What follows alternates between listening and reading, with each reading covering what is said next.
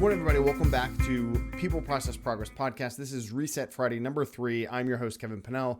Today's theme is don't let one jackrabbit run your life, right? So I heard a reference to this on Joyce Meyer's 15 Minutes of the Word podcast, which I highly recommend, where she talks about how one jackrabbit can stampede a herd of sheep. And really what she was talking about in Deuteronomy 30-30, how one can chase 1,000 and cause others to flee or take flight is the reference there, right? And so certainly this past week, certainly in recent years in politics and religion and worldviews and maybe just disagreements at work, one person's opinion can be so influential and sway so many more, whether it's with facts or falsehoods, that we get caught up in that we become the sheep that are chased away by the jackrabbits, right? And so fear spreads really fast, really easily.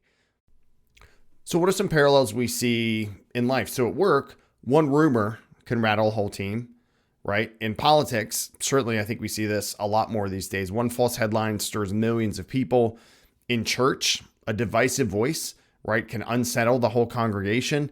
At home, an anxious person can shift the whole mood of the family, right? And the key point is it's not weakness. It's what happens when we stop thinking and grounding ourselves in truth, which is easy to do. Our minds get lazy. We're worn out. Someone has a really convincing argument, but here are 3 ways that I've found to be less sheepish, because we all fall into it.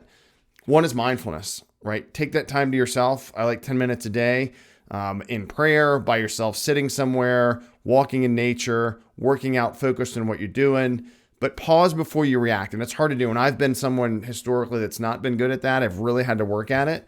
And ask if it's true. What you're reading is true. Is what I hear about this person at work true? Are the results of that thing true? Headlines, we all know, headlines are made to be clickbaity. So the headline is often not accurate, right? Especially right after something bad happens, like we've seen this week, and really throughout the news media. But find your own data, right? Act on what you know to be true or what you believe to be true, not just on what somebody spews out there, because there's so much clickbait. Ownership and intent. So the ownership from the stability equation and the intent from the project, people, process, progress, of project management, those are both the starting points, right? First, I have to own what I'm trying to experience, or know my objectives, know what I'm trying to do, know what I'm trying to get out of this thing I'm reading or hearing about. And then what's the intent? What's the intent of the person? Is it just to try and sway me to keep the fervor going in a positive or negative way, or whichever way that's happening?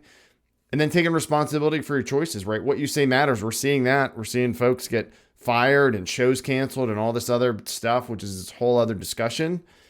And then stay on your path, right? What's your path in life, right? Is your path to just follow someone you don't even know that's saying all this stuff, or even someone you do know that you're like, well, I don't know about this. Is it true? Am I being sheepish and just running with the pack? Or am I being the, stand out, maybe the sheepdog that's like, wait a minute, and I might get into protection and all that kind of stuff, but standing on their own and thinking, this doesn't make sense. What's happening, right? You don't have to be just one of the flock, right? Be the leader of the flock.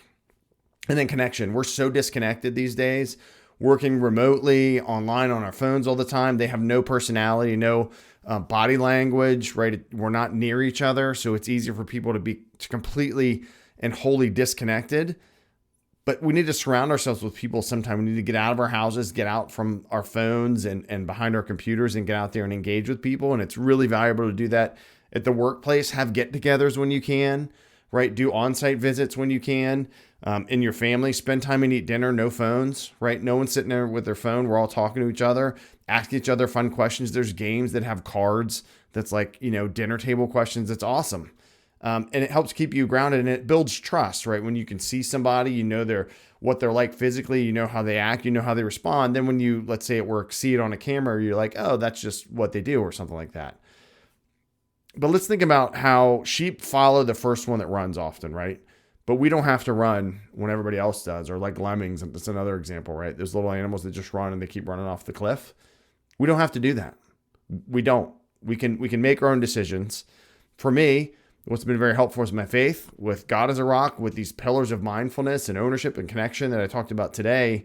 These help stabilize me, be more present in the moment, be less pulled in this other direction that everybody's trying to get us to spend our money on or give our opinion on these days, right? And we can stay steady when others are stampeding and just let them go. Just let them run by and be like, I'm not going to be part of it, right? It's also a time to stand your ground. So a call to action for me that I always take away from this that I would give for you all is this: own your mind, move your body, anchor your spirit mindset, right? So owning your mind means be a free thinker, educate yourself with your own data, listen to people that are educated on the subject, not just folks that are throwing their opinion out there and spewing whatever they want. That's at work or outside the workplace or in your home, right? Move your body. Movement is medicine. I've talked about that so many times. It's a critical thing. It's good for your health. It's good for your mind. It's good for your soul, I would say. Some kind of movement every single day. Some days it's going to be really hard. You're going to lift heavy weights or run real fast or do jujitsu or play a hard game of paddle. Some days you're going to do yoga, right? That's fine. That's part of the whole process. And anchor your spirit, whether you believe in a deity, right? I believe in God, I'm Christian, or you're another religion, or you're no religion. Anchoring your spirit can be enjoying the outdoors, enjoying the city if that's your thing, but connecting to the world that we live in, because isolation just rots at your brain and it just makes you drone on, just like one of the sheep that's in the pack, that's in the herd, and just gets, starts running when that jackrabbit comes in. Thank you all for listening, for watching this video. I don't do a lot of YouTube videos, so I'm just starting to do this as well. But you can go to peopleprocessprogress.com. You can get to the subscription for the audio podcast. There's some cool project management tools, also an assessment. So if you're not sure where you are, why am I feeling like this, what's going on, you can answer some series of questions and figure out which of the stability equation pillars of ownership and mindfulness and movement and boundaries and connection and sleep and faith do you think you need to work on. You probably already know. I knew what I needed to work on before I pulled them together and wrote the book. And then for the People, Process, and Progress of Project Management book, that's on Amazon. There's some great tips, particularly if you're not a project manager and you're like, what's this world all about, this project management? How do I get teams together? What are some tips? What are some myths that I help bust from what I've seen?